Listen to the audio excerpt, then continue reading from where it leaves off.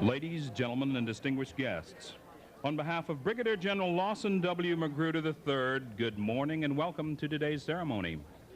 This ceremony celebrates the grand opening of the Joint Readiness Training Center, which will commence its first combat training rotation at Fort Polk in just a few days. We also welcome other newcomers to the Fort Polk community. 3 separate 18th Airborne Corps Rapid Deployment Brigades, as well as the newly designated Warrior Brigade, now make their home at Fort Polk, giving this installation as unique and diverse a mission as can be found on any military installation in the world. We are privileged to have the 32nd Chief of Staff of the Army, General Gordon R. Sullivan, as our reviewing officer to preside over this historic ceremony. The Commander of Troops is Colonel John Hutchison, Chief of Staff, Jrtc in Fort Polk. He is joined by the installation staff. The Command Sergeant Major is Autrell Cobb. On the field before you, to the right of the line of troops, are soldiers of the Jrtc Operations Group. They are charged with the primary responsibility for all training conducted in the Jrtc. They form the framework of the Jrtc training experience, providing rotational units with the closest thing to a wartime experience during peacetime. The motto of Jrtc Operations Group is Forging the Warrior Spirit. Fort Polk is also home to 3 rapid deployment brigades, including the 2nd Armored Cavalry Regiment Light. The 2nd ACR is the Cavalry Regiment for the 18th Airborne Corps. The motto of the 2nd ACR is Toujours Prêt, which is French for always ready. Immediately to the right of the 5 squadrons of the 2nd ACR, and to the left of the colors, is the 1st Battalion 509th Infantry, the full-time opposing force. The 509th is attached to the 2nd ACR and will parade today in 3 distinctive opposing force uniforms. To the right of the colors is the 2nd Rapid Deployment Force Brigade stationed at Fort Polk, the 108th Air Defense Artillery Brigade, Patriot, Avenger, and Hawk. The 18th Airborne Corps ADA Brigade. Their motto, First to Fire.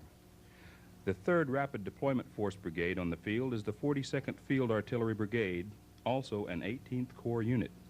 Their motto, Wheel Horse Steel. Our 4th Brigade is the Warrior Brigade, which is comprised of various deployable Forces Command units. They represent a significant capability for Forces Command. Their motto, Freedom's Guardians.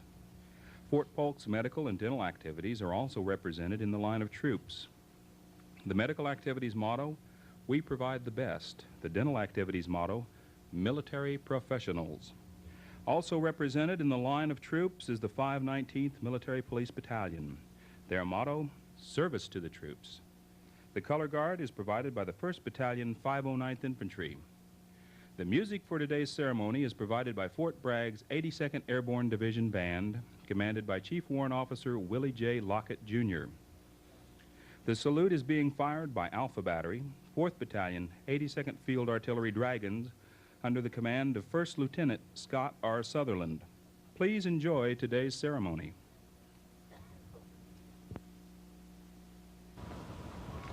Sound attention! Sound as it is called!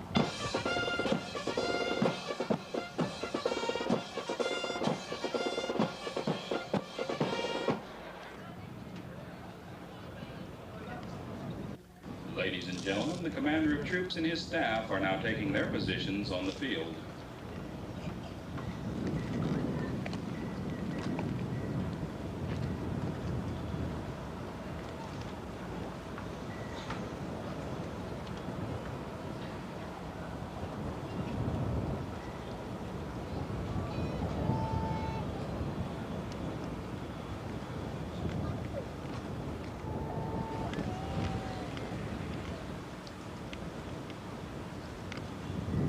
Bring your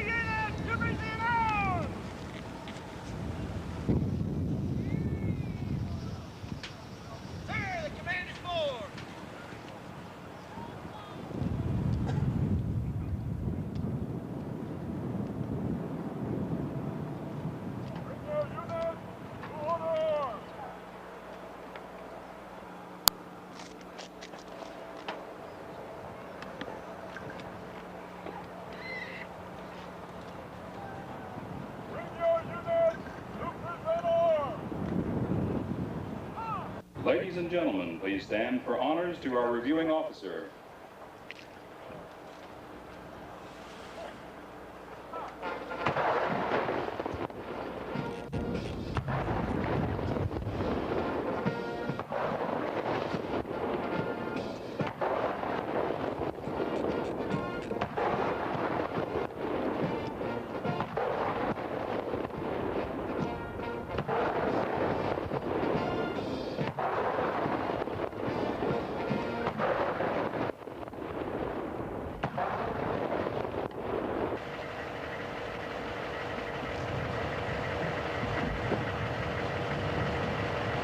Generals Sullivan and Magruder will now inspect the formation in a tradition known as trooping the line. This practice dates to antiquity. By inspecting his soldiers, a commander is able to judge for himself their fitness and readiness to do battle. It also provides the soldiers an opportunity to view their commander, and they are thus able to recognize him on the battlefield. Today, General Sullivan is inspecting the troops who have played such an important role in making this the historic occasion it is. Building on the success of the National Training Center, which trains armored and mechanized forces, the Army also recognized that light infantry forces needed similar unit training, and the Joint Readiness Training Center was born. D-Day for the first rotation to take place at Fort Polk is the 2nd of September. As the reviewing party departs, I call your attention to the color guard, and specifically the unit colors. Unit colors are historically at the forefront of a formation and signify the continuity of the organization, even though individual soldiers may come and go. Colors have served as a rallying point for troops during the confusion of battle and are adorned with the streamers which symbolize the history of that unit and the honors it earned.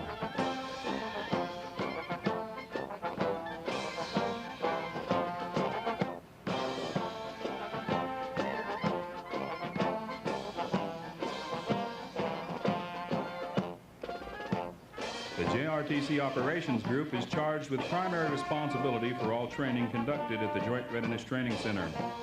The Operations Group provides a vehicle for refining doctrine and training, not only for the Army, but for all the U.S. military services. It is also the parent unit for all observer controllers in the Jrtc. Observer controllers, or OCs, serve as the focal point for Jrtc training. They are the coaches and trainers who go everywhere with units training at the Jrtc, providing them constant feedback on their activities.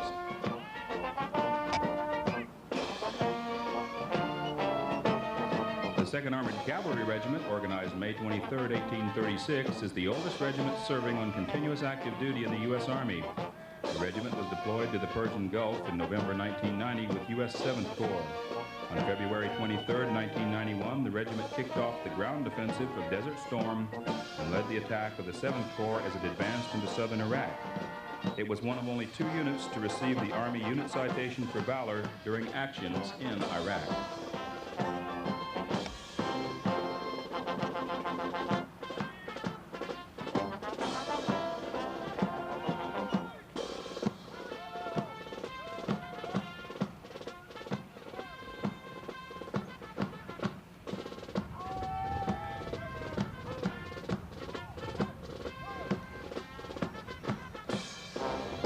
The 108th Air Defense Artillery Brigade arrived at Fort Polk in 1992 to assume its role as the 18th Airborne Corps Contingency Air Defense Artillery Brigade. During Operations Desert Shield and Desert Storm, they executed the first emergency deployment of a Patriot missile unit. The 42nd Field Artillery Brigade is also an 18th Airborne Corps unit. During Operation Desert Storm, they saw some of the heaviest fighting in 7th Corps.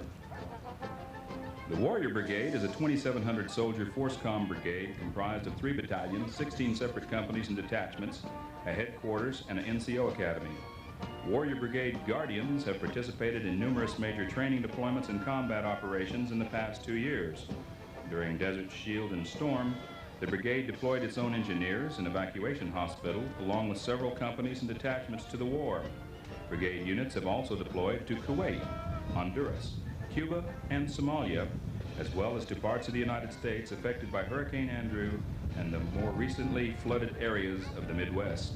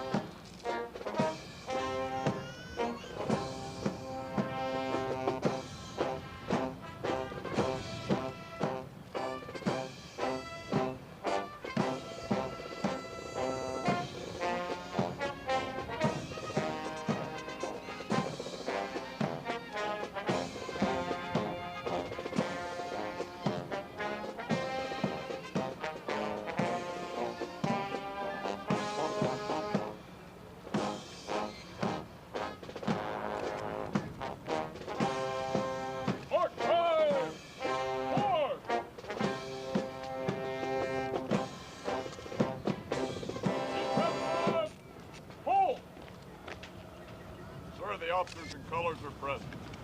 Present the command. Ladies and gentlemen, please stand for the playing of our national anthem.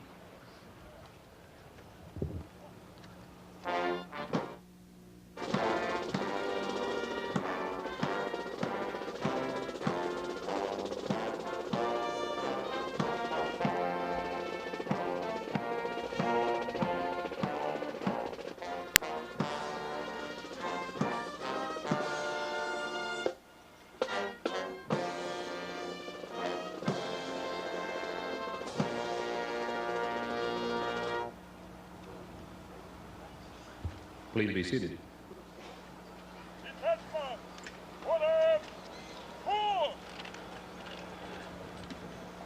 Ladies and gentlemen, joining the reviewing party at this time are two people who have played a key role in doing something that no one else has ever done. Move a combat training center from one military installation to another. Lieutenant Colonel Tom Mesha and Ms. Karen Nolan have been major players in moving the Joint Readiness Training Center from Fort Chaffee, Arkansas to a new home at Fort Polk. We'd like to recognize them for their contribution to this major achievement.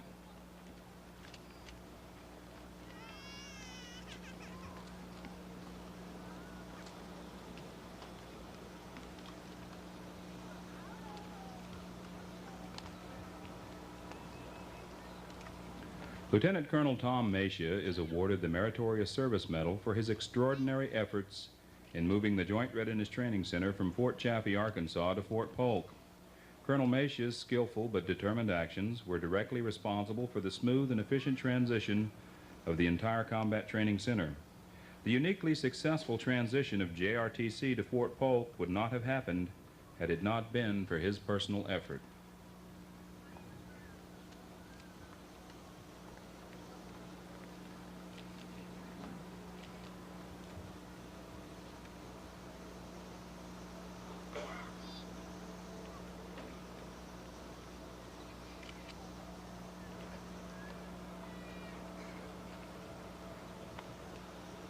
Ms. Karen Nolan, Office of the J-8 Forces Command, has been the primary action officer responsible to accomplish the planning, coordination, and execution of moving the Jrtc from Fort Chaffee to Fort Polk. Her personal performance in this effort was so outstanding that it deserves recognition at the highest level. The movement of the Jrtc to Fort Polk would never have occurred on schedule but for the work of Ms. Nolan. She is presented with the Meritorious Civilian Service Award. Detail. Right. Move this forward. Array.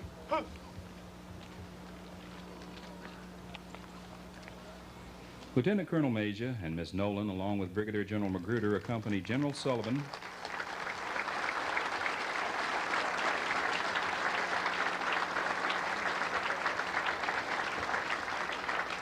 as he cuts the ribbon over a scale model of the training center. Ladies and gentlemen, with the cutting of this ribbon, we symbolize the grand opening of the Joint Readiness Training Center at Fort Polk.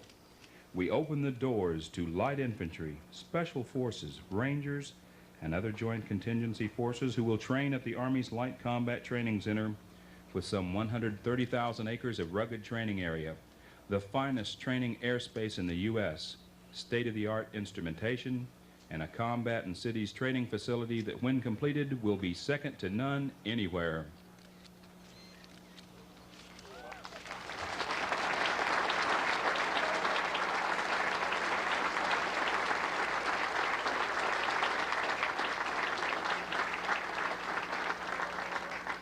I would like to invite your attention to the 4 covered displays, for there are 4 other important newcomers to Fort Polk, which is historically known as a training ground of famous units. First is the 2nd Armored Cavalry Regiment Light, the oldest regiment serving on continuous active duty in the U.S. Army. The regiment evolved into a rapid deployment force organized to execute the full range of offensive, defensive, reconnaissance, and security missions. In February 1992, the Department of the Army announced the regiment's redeployment to the United States, ending half a century of service in Germany. The 108th Air Defense Artillery Brigade headquarters arrived at Fort Polk from Germany in June 1992 to assume its role as the 18th Airborne Corps Contingency Air Defense Artillery Brigade. The third new unit at Fort Polk is the 42nd Field Artillery Brigade. It has campaign credits from World War I and the Persian Gulf War. And completing the line of new brigades at Fort Polk is Warrior Brigade. The brigade is a flexible organization designed to expand and deploy rapidly during mobilizations and contingency operations. Ladies and gentlemen, a warm Louisiana welcome for the units of the new Fort Polk.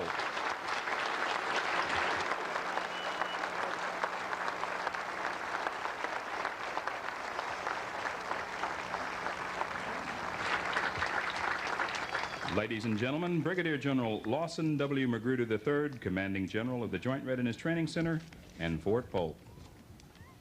Governor Edwards, Congressman Baker, General Sullivan, General Richardson, Mr. and Mrs. Sonny Berry, distinguished guests, ladies and gentlemen.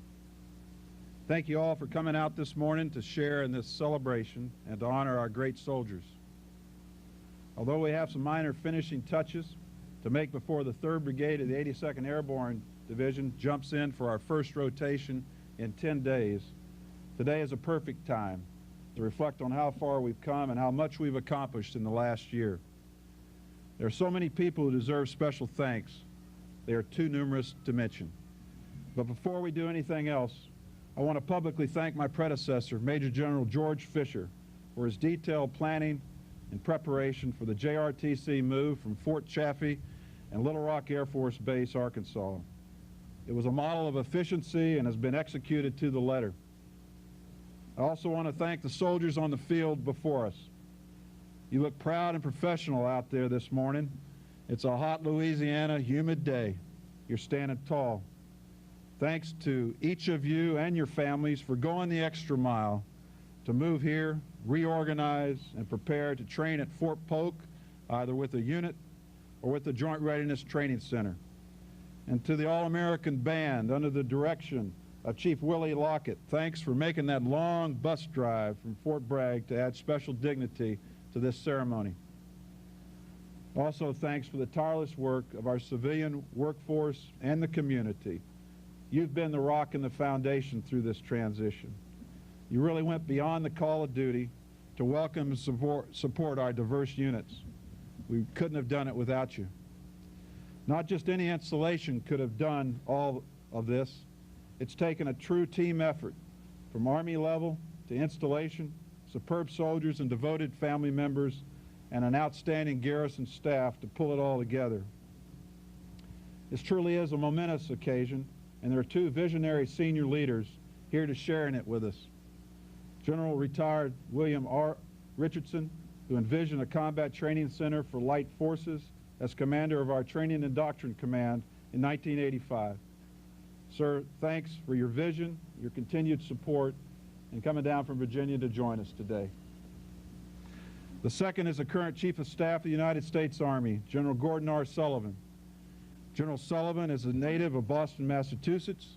He was commissioned a Second Lieutenant of Armor and awarded a Bachelor of Arts degree in history from Norwich University in 1959. He holds a master's degree in political science from the University of New Hampshire. During his career, he served in a variety of command and staff positions. He's commanded at every level from platoon to division, to include the 4th Battalion, 37th Armor, and the 1st Brigade of the 3rd Armored Division, as well as the 1st Infantry Division, Big Red 1 at Fort Riley, Kansas. General Sullivan has served 7 tours overseas, 4 tours in Europe, 2 in Vietnam, and 1 in Korea. 17 of his 34 years of service have been outside of our great country.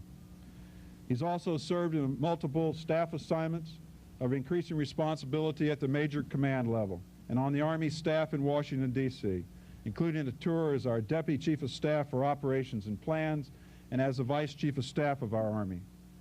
But our Chief of Staff is more than just an experienced senior leader.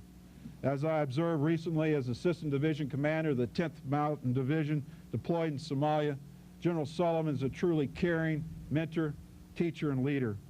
He passionately loves our nation, our soldiers, and our families.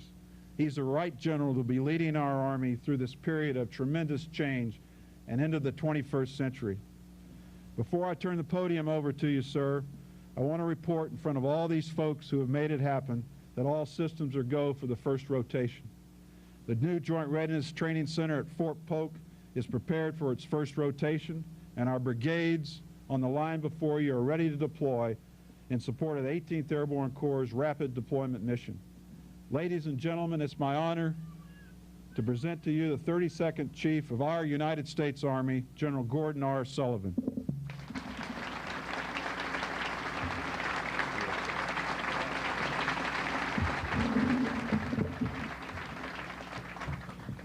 Thanks, Lawson. Thanks for those kind words, and thanks for your hard work in making today a reality. Governor Edwards, Congressman Baker, General Richardson, Mr. Berry, distinguished guests, too many to mention, ladies and gentlemen, soldiers of Fort Polk, Louisiana, and the Joint Readiness Training Center, and soldiers standing on this field today. What a great day for the United States Army and the state of Louisiana. Truly a great day. This ceremony, the official opening of the Joint Readiness Training Center at Fort Polk, is a significant milestone. The relocation of the Joint Readiness Training Center represents the Army's commitment to building a force projection Army and to keeping all of our units trained and ready for the call that we know will come. We have just unveiled the crests of the 2nd Armored Cavalry Regiment, the 42nd Field Artillery, and the 108th Air Defense Artillery, 3 units which could be amongst the first to deploy to any regional conflict anywhere in the world. These units embody the significant changes your Army, America's Army, has made in the last few years, both in redeployment and restructuring.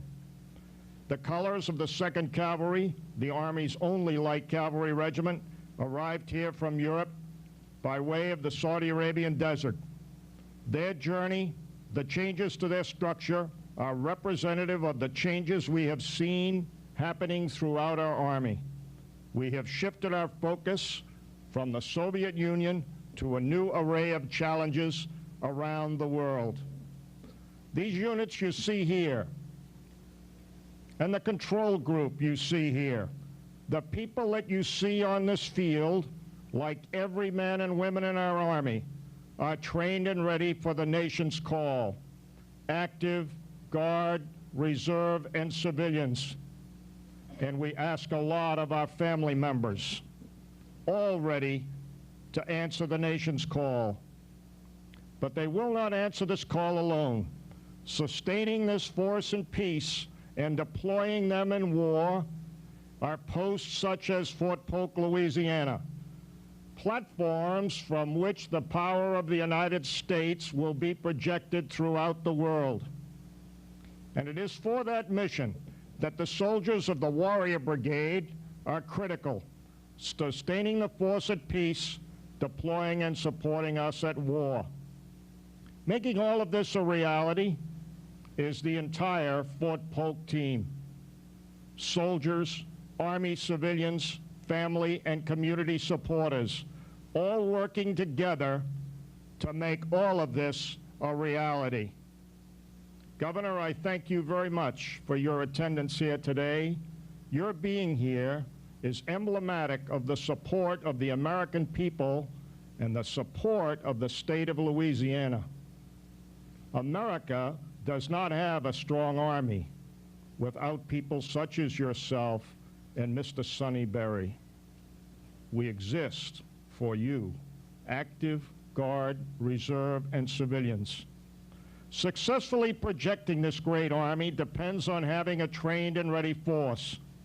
And the establishment today at Fort Polk as the permanent home of the Joint Readiness Training Center, Joint, Army, Navy, Air Force, Marines, should send a clear signal that the Army in this nation is committed to maintaining the same quality that brought us victories in such faraway places as Panama and the deserts. Our training centers are the cornerstone of readiness. Joint Readiness Training Centers and our other centers are the only places in the world where we can train under tough, realistic conditions. Realistic scenarios, a joint warfighting team, coalition forces, civilians on the battlefield, all challenges our soldiers face daily. Jrtc has a new home. It's been a long time coming. General Richardson, your vision is a reality. Our celebration today of the arrival of the Joint Readiness Training Center at Fort Polk is a powerful symbol. It is a symbol of our commitment to providing soldiers the best possible training, our commitment to an Army focused on fighting and winning our nation's wars today and tomorrow, whatever those conflicts may be. You soldiers on this field out there today, your supporters in the stands and in the communities, you soldiers are what keeps America free. An Army, the United States Army, with a proud tradition of service to nation and winning on the battlefield, or winning and succeeding at whatever it is this nation asks us to do. America's Army, trained and ready, trained to win. God bless all of you out there. We're proud of you. You're the best Army in the world. Thanks a lot for your support.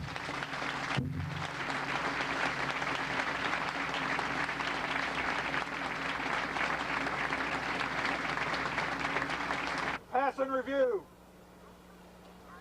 Pass and review.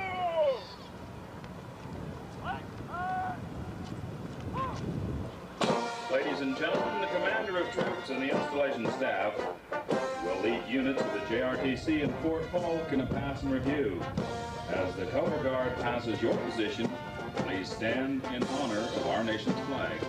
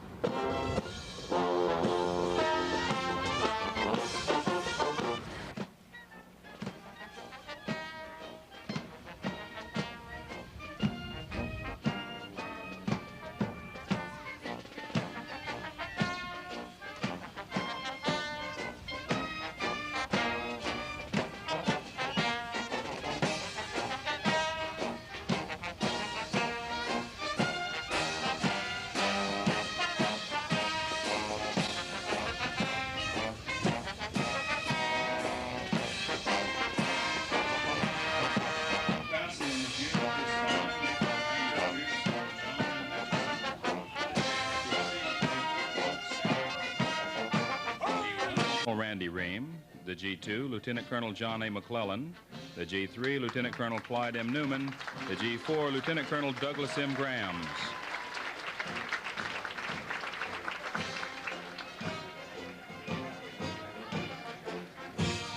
The 82nd Airborne Division Band, commanded by Chief Warrant Officer Willie James Lockett, Jr. from Jacksonville, Florida. The drum major is First Sergeant Francis A. Strasbaugh. The 82nd is the only military band in which all musicians are currently on airborne jump status. During the past year, the band has performed for more than 600 audiences.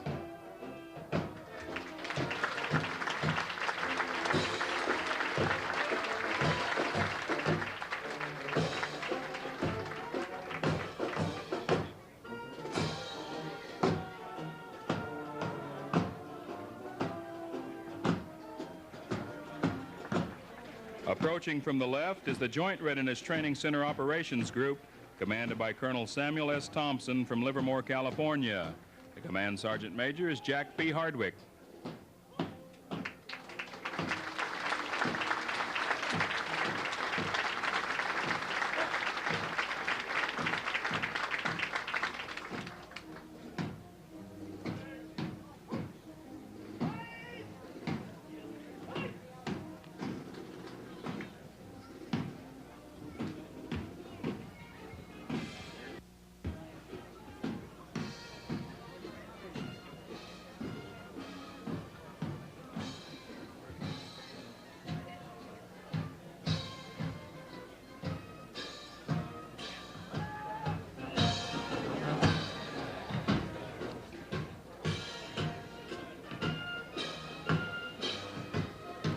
Now approaching the reviewing stand is the 2nd Armored Cavalry Regiment Light, commanded by the 67th Colonel of the regiment, Colonel Thomas M. Molino from Brooklyn, New York. Command Sergeant Major is Dan L. Helms.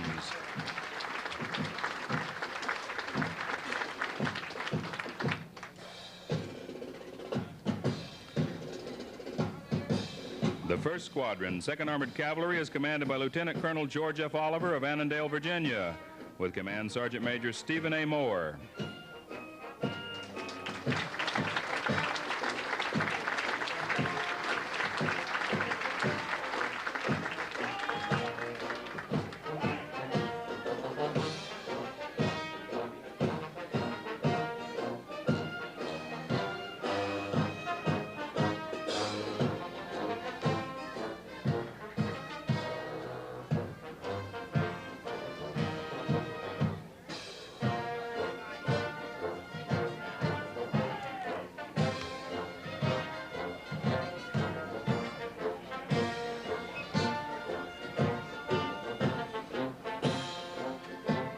The 2nd Squadron, 2nd Armored Cavalry Regiment, is commanded by Lieutenant Colonel Jeffrey L. Grove from Cleveland, Ohio. The 1st Sergeant is Kevin Malonis.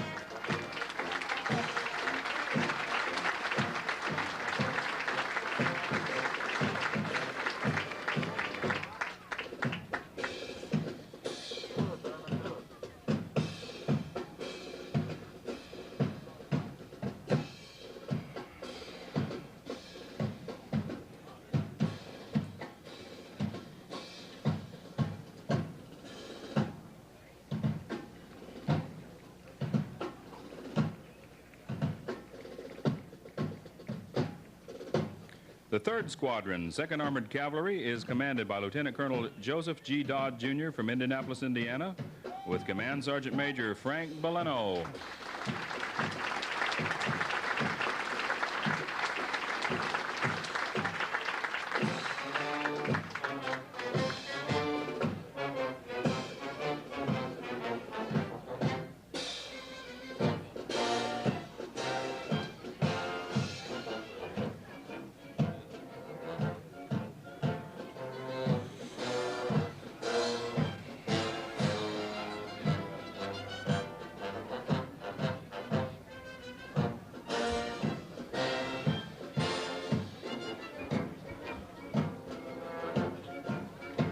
The Command and Control Squadron, 2nd Armored Cavalry Regiment, is commanded by Lieutenant Colonel Albert E. Bailey of Macon, Georgia. The Command Sergeant Major is Daniel R. Pfeiffer.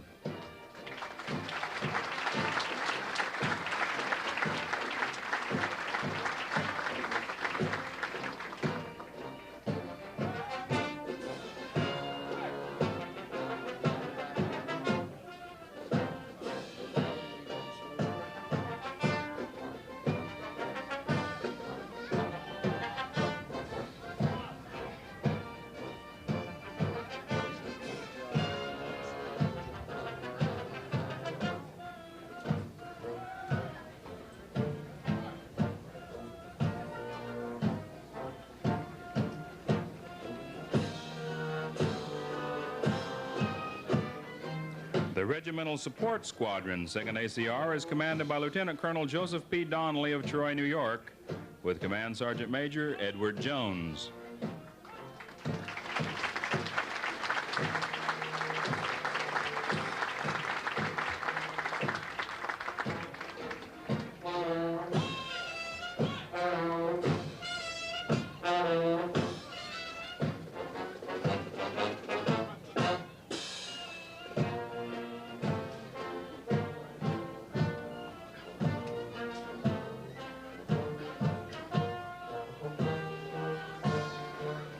The 1st Battalion, 509th Airborne Infantry, is commanded by Lieutenant Colonel Daniel H. French of Tarpon Springs, Florida.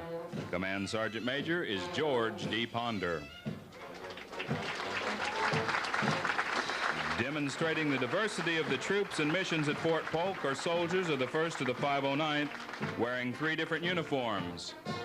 First is Headquarters and Headquarters Company, wearing familiar battle dress uniform and the distinctive maroon beret, which identifies an airborne unit. This uniform is worn in garrison.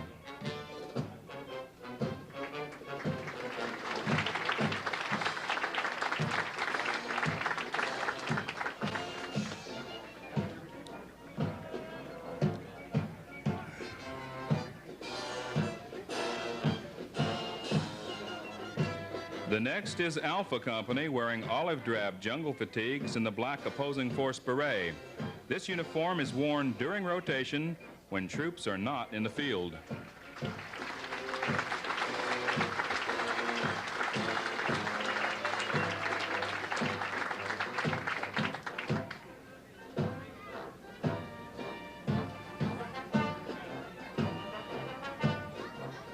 The next unit is Bravo Company, wearing olive drab jungle fatigues and the boonie hat. This is the uniform worn by the opposing force when in the field.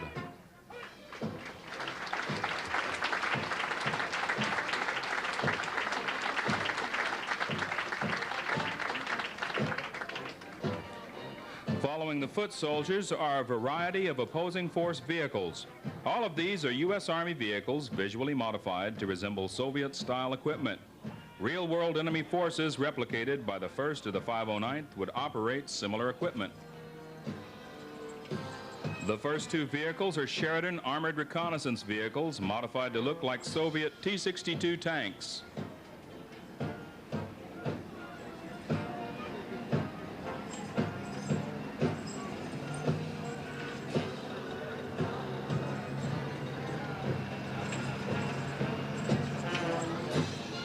Next are two armored personnel carriers configured to resemble Soviet BMPs. Both these vehicles give the 1st to the 509th the ability to fight against U.S. armored and mechanized forces on the Jrtc battlefield.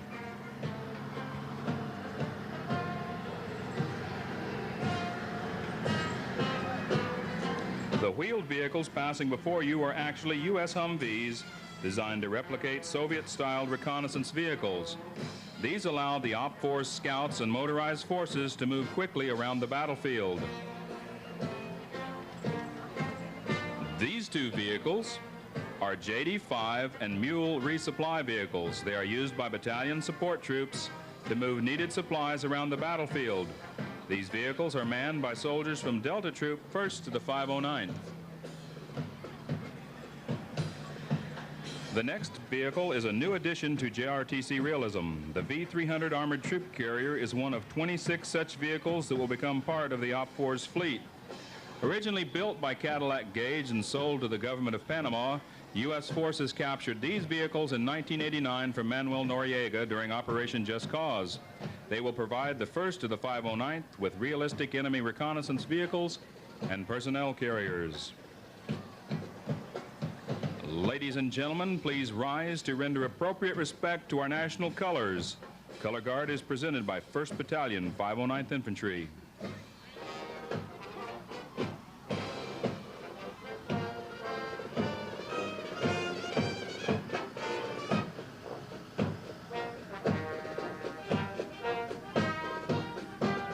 The 108th Air Defense Artillery Brigade, commanded by Colonel Dennis D. Cavan from Martin, Tennessee. Command Sergeant Major is Lewis R. Brooks.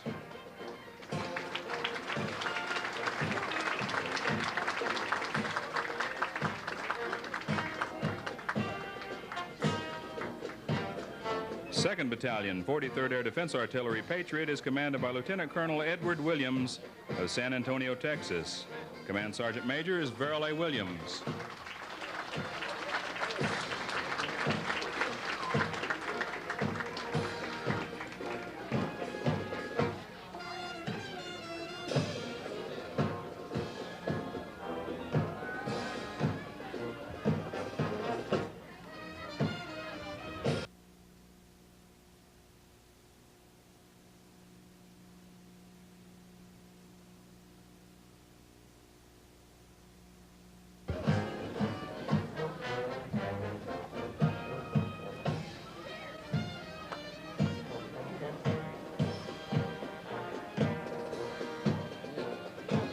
The 42nd Field Artillery Brigade is commanded by Colonel Edward F. Eyrick III from Seneca, South Carolina. Command Sergeant Major is Melvin R. Henson.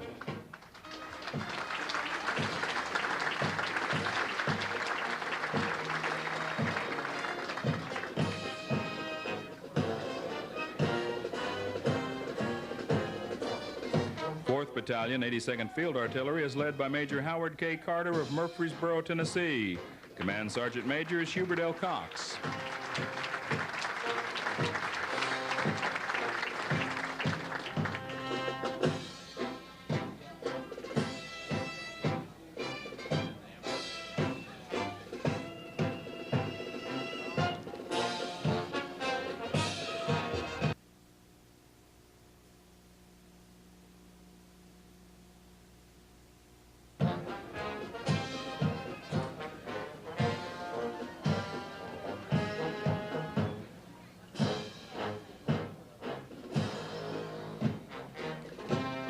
Warrior Brigade is commanded by Colonel Michael B. Weimer from Fort Wayne, Indiana. The Command Sergeant Major is Michael LeCaire.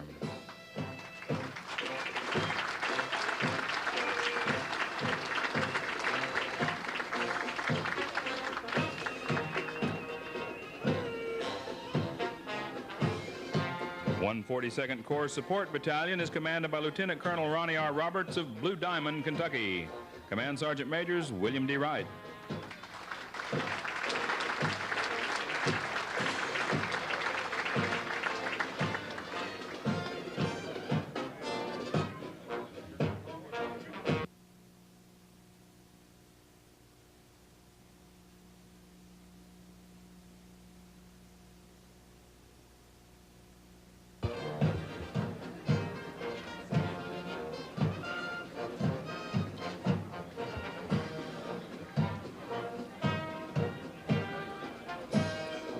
The 115th Field Hospital is commanded by Lieutenant Colonel Glenn W. Taplin of Little Rock, Arkansas. Command Sergeant Majors Paul T. Donahue.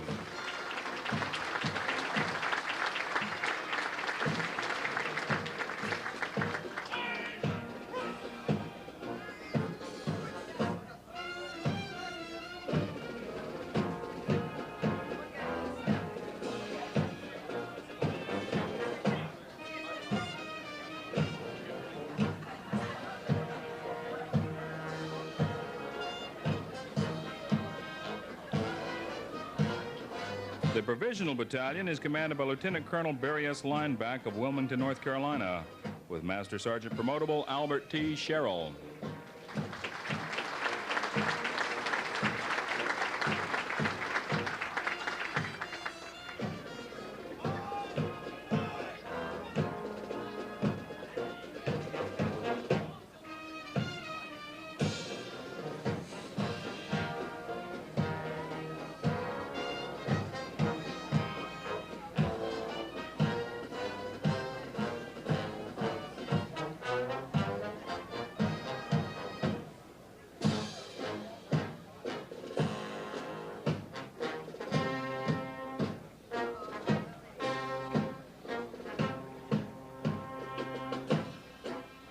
U.S. Army Medical Department activity commanded by Colonel Michael A. Dunn from Dayton, Maryland. Acting Command Sergeant Majors First Sergeant Adrian R. Fitzgerald.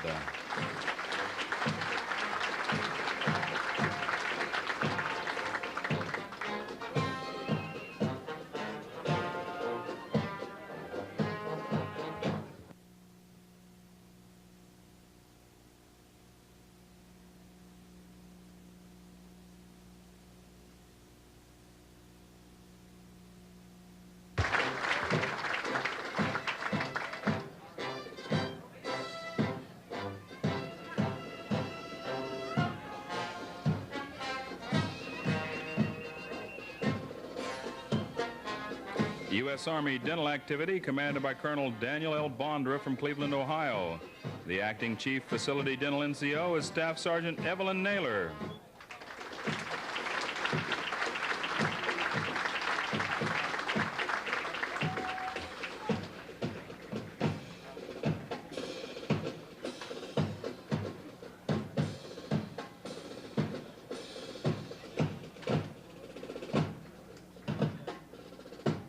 The 519th Military Police Battalions, commanded by Lieutenant Colonel Otis E. Cooksey from Goodwell, Oklahoma.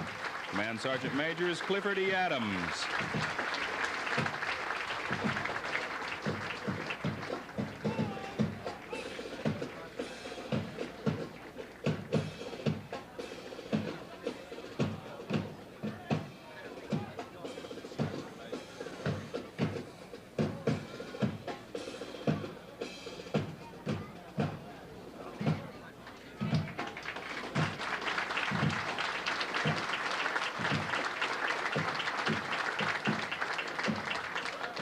Ladies and gentlemen, please stand and join in singing the Army song printed on the back of your programs.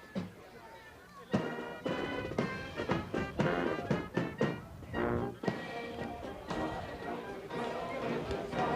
the Army goes rolling along.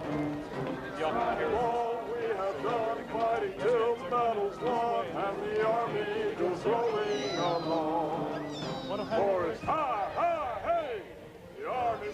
way. Sound off with cadence loud and strong. Forward we go. Sing always know that the army goes rolling along.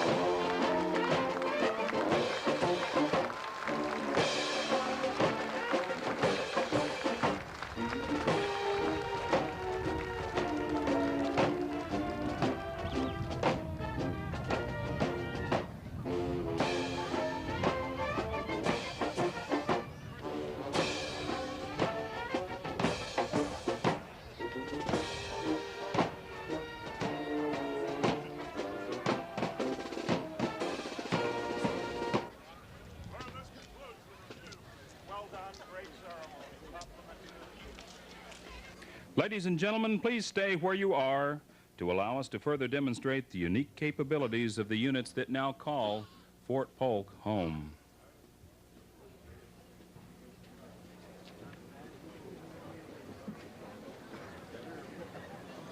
If you'll again direct your attention onto the parade field, we have a number of demonstrations to highlight the uniqueness and diversity of the JRTC and Fort Polk mission.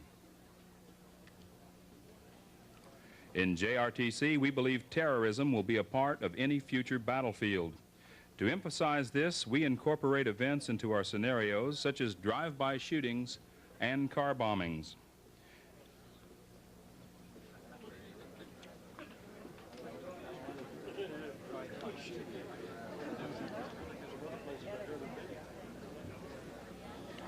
The vehicle you see driving onto the parade field from your left is one used by our civilians on the battlefield.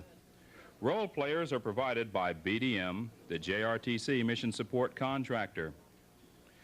These civilians on the battlefield live in the JRTC battle area during rotations and accurately portray members of the host nation that the United States military have come to assist. Now, not all of our civilians on the battlefield are supportive of U.S. interests. Sometimes this leads to incidents of terrorism. The scenario used to conduct the car bomb is one where a particular vehicle is repeatedly seen in the battle area until U.S. troops are comfortable with its presence over a period of days. The driver of the vehicle picks a spot and at the opportune time parks the vehicle.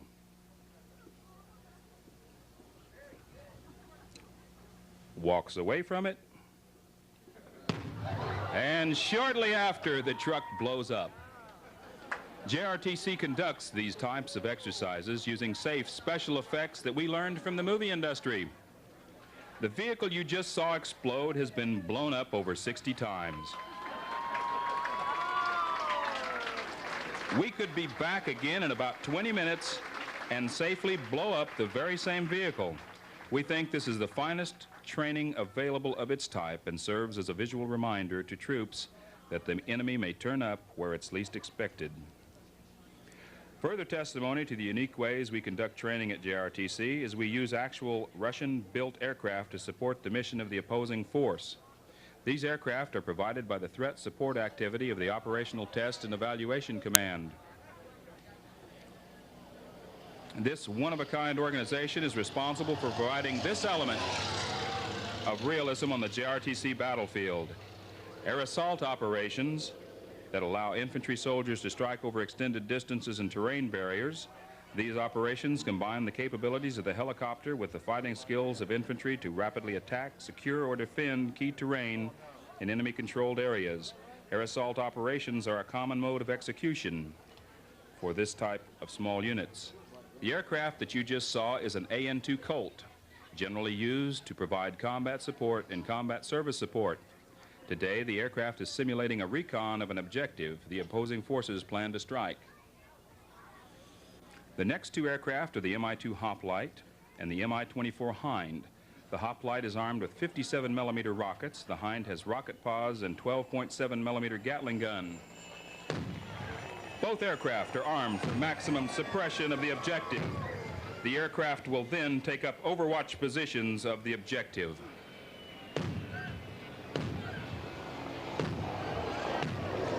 One of the deadliest helicopters in existence, the Mi-24 Hind, was the premier Soviet attack helicopter equipped with machine guns and rocket pods.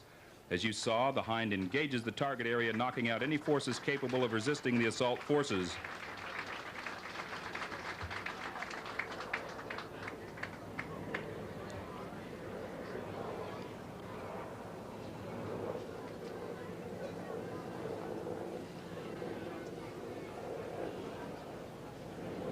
As the Hind loops around, it will pick up the multi-role transport helicopter, the Mi-8 HIP. Now, during today's demonstration, the HIP will insert opposing force soldiers from the 1st to the 509th onto the field to your front.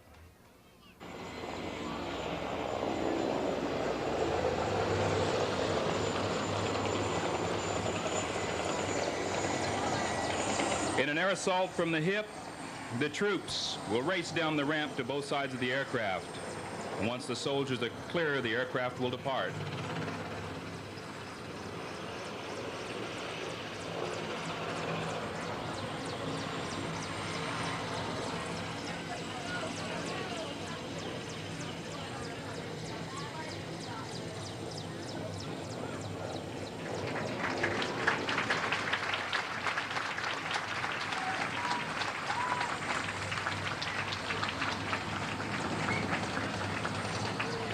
As you can see, the use of actual threat aircraft is a unique and an invaluable training vehicle.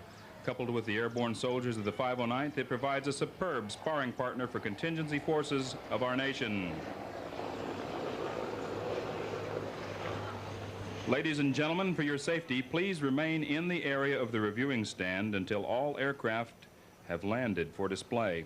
On behalf of the commander of Jrtc in Fort Polk, Brigadier General Lawson W. Magruder III, and his soldiers, this concludes our review and demonstrations. Thank you for attending. Please feel free to visit the static displays to the rear of the bleachers, and especially the children's Humvee rides at the far left of the bleachers. There will also be a performance of the 82nd Airborne Band and the U.S. Army Infantry Center Chorus at the Bayou Theater at 1 o'clock this afternoon. It's free and open to the public. Ladies and gentlemen, once again, thank you for coming. Please drive safely.